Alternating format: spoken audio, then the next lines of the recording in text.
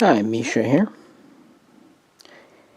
And because I'm a completionist and just can't help myself, it only takes a little bit of encouragement. Gonna wrap up the Century series with the F-106A Delta Dart. I said at the kind of intro video I didn't have one of these, and I didn't at the time when I recorded that, but after a couple of comments and whatnot, I thought, I'll look around. Normally I don't check Amazon for Hobbymaster models because prices on there are crazy. And so I hadn't checked for a while, but I thought, I'll look, and sure enough, they had some F-106s, but they were well over $100. Not doing that. But there was one left in stock at essentially original pricing. And of course, with Amazon, you get free shipping and no card fees and all that. So, yeah, went ahead and grabbed it. Last one came in today. So now I have a complete Century series. Why not?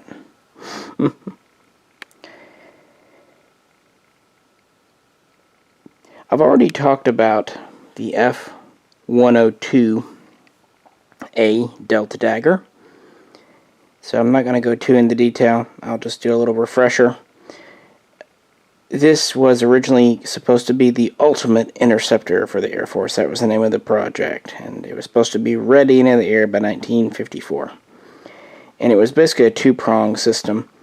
There was going to be a weapons system, which was developed by Hughes, and then an airframe, which ultimately the contract was won by Convair.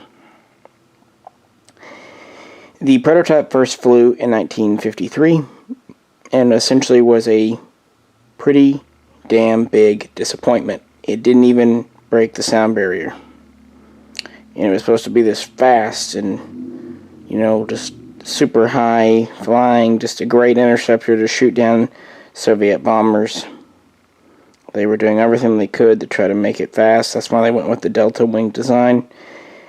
So they had to rework it. And just to add insult to injury, right after the first test flight, the prototype itself was destroyed in a mishap like a week later. So a second prototype flew in 54.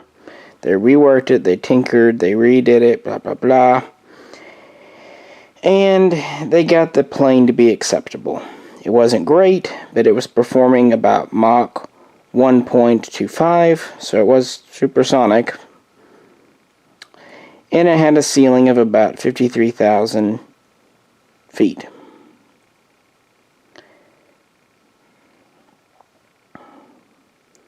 It's a long plane. It's over 68 feet long. Relatively narrow, about 38 feet wide. And it's armed with 6 missiles and one large kind of right under the cockpit bay. It could carry nuclear ordnance or standard. The idea was for airflow and all that, it would keep the bay closed until it was ready to go, and open it up, fire a couple of missiles to shoot down a bomber. Had no guns because they weren't seen as necessary. Well, this first went into Air Force service in 1956. But they were still trying to rework the design. As early as 1955, they had the prototype for what at the time was called the F-102B as a supposed upgrade. It was to have new engines. They redesigned the wings. They reworked the cockpit canopy. Essentially just an upgraded version. Well, in 1956, so many changes had been made to the airframe and design that in June of that year, they redesignated it from the 102B to the F-106A. And it went from being a Delta Dagger to a Delta Dart. And in December of that year, the first prototype of the new 106 flew, and it was also disappointing. It didn't really have all the major improvements and performance boosts that they expected. So again, they go back and they rework the design and tinker with the engines and yada yada yada. They eventually do get it performing where they want, and this enters service in 1959.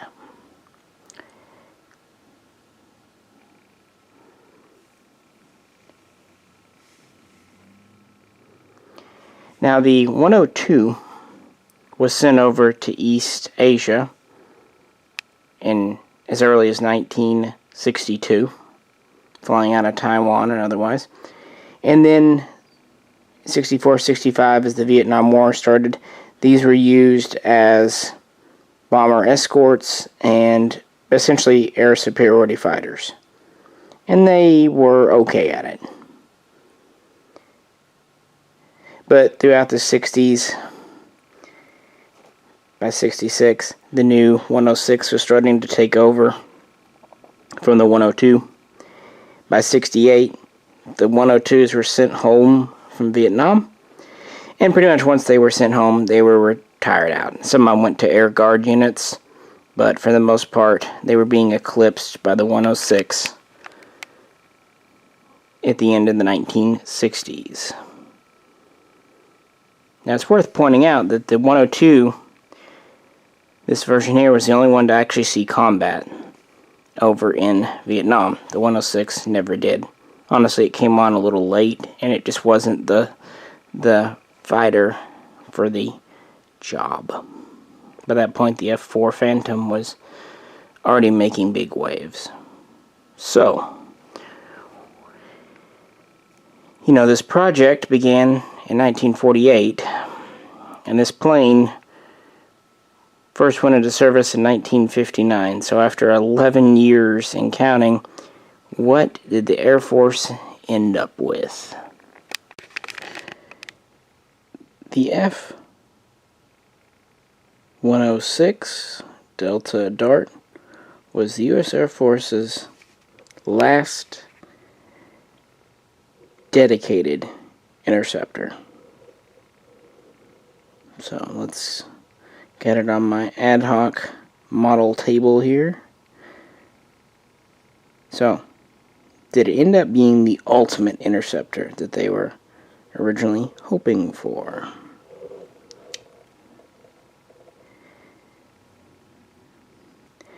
It's a little bit longer than the Dagger. It's at a little over 70 feet. Wingspan is virtually the same, just a tiny hair wider.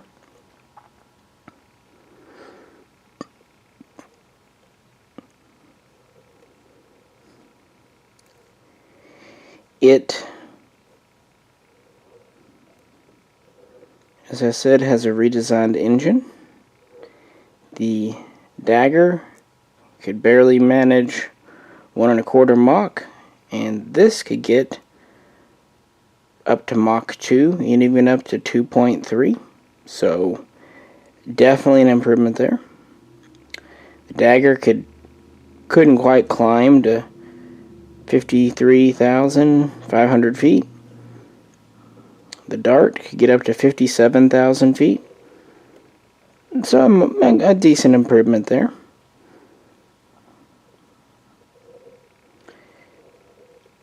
It did not have a cannon, just like the 102.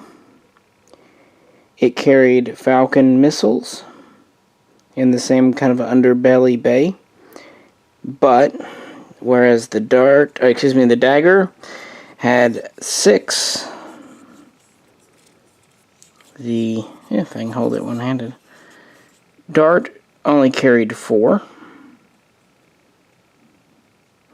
It also could carry a Genie nuclear rocket. It, like the Dagger, could be fitted with underwing fuel tanks. Just don't have them on because I kind of like the clean look of these Delta wings.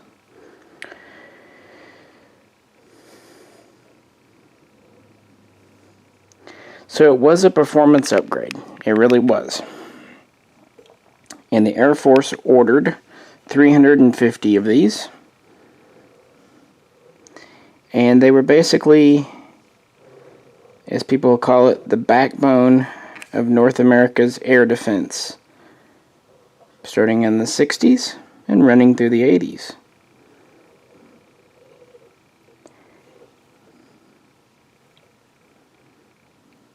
They were only ever used by the USA, though. They never were exported or adopted by another user.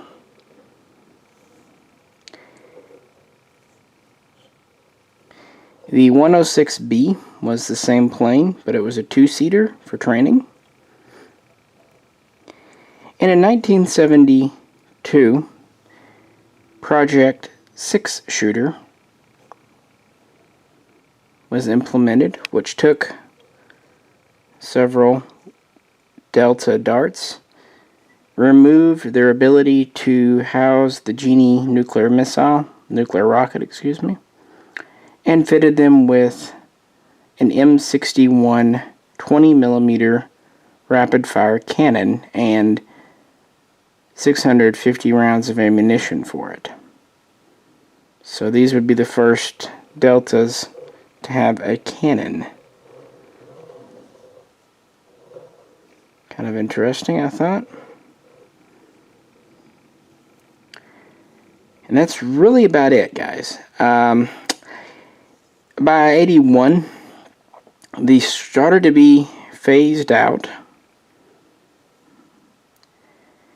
in favor of the F-15, but it was a gradual thing. It wasn't until 1988 that these were really out of service with the Air Force and Air National Guard.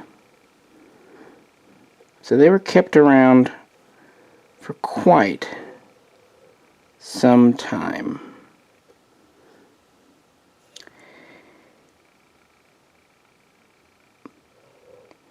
Ultimately, 342 Delta darts would be built, and starting in 86 and running through the early 90s, many would be converted to unmanned drones for testing, training, target practice basically. Nearly 200, I think it was like 194, 195 were converted. So actually very few of these survived, although the ones that were converted to drones were done in such a way that they could still be flown by a person if needed. And so yeah, these were used quite famously in drone tests in the 90s until about 97. And up until 98, NASA would operate a couple 106s for various projects of theirs. The only nickname I could find for these was just 6 or the 6.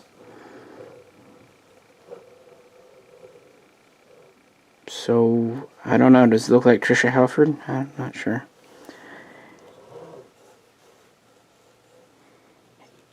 And it's kind of a typical government project or result.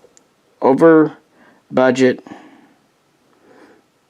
way past deadlines, but in the end, a pretty damn effective plane. But far fewer built than was originally projected. They were thinking about 1,000 of these. And that didn't happen. Oh well. Like I said, it was the last of the Interceptors, the last of the Century series planes. After this, the F-4 would reign supreme, followed by the F-15, F-16, and on to the modern era.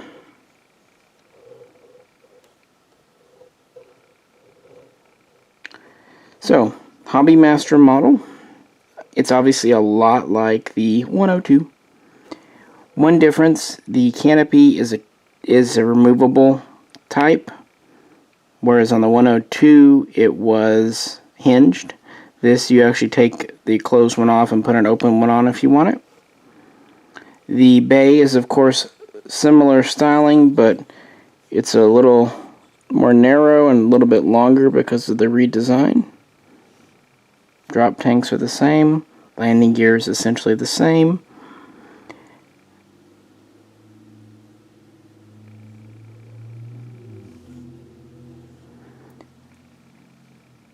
Tail is very similar. And like the 102 I talked about earlier, it's very metal, very heavy. Very little plastic in these. Pretty neat. I'm mostly just happy to have it because I'm a completionist, like I said. Really, if I could only have one, I'd probably have the 102, which is why I bought it first. It's just more interesting looking, but also a little more like 50s futuristic. This is more of a standard looking jet. It looks very much like something from the space age, which is exactly what it was.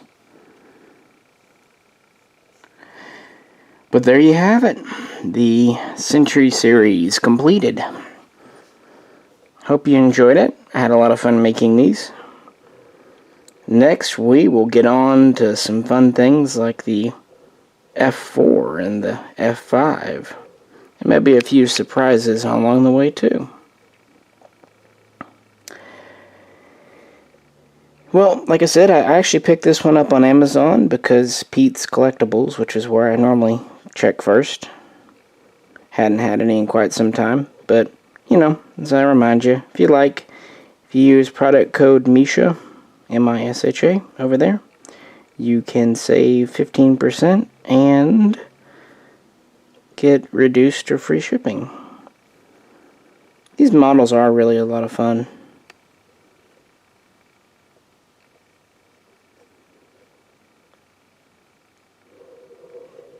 Although if prices on Amazon are any accounting, if people are actually getting those money, I might have to start selling some eventually. Good grief, some of those prices are ridiculous. But you know how auctions and ads go. You can ask any price you want. Doesn't mean you're going to get it. I don't know. Alrighty, folks. Any questions or comments, post them below. If you could, like, share, and subscribe. Check out the playlist for other things. And as always, I really do appreciate it, and I will catch you very soon next time.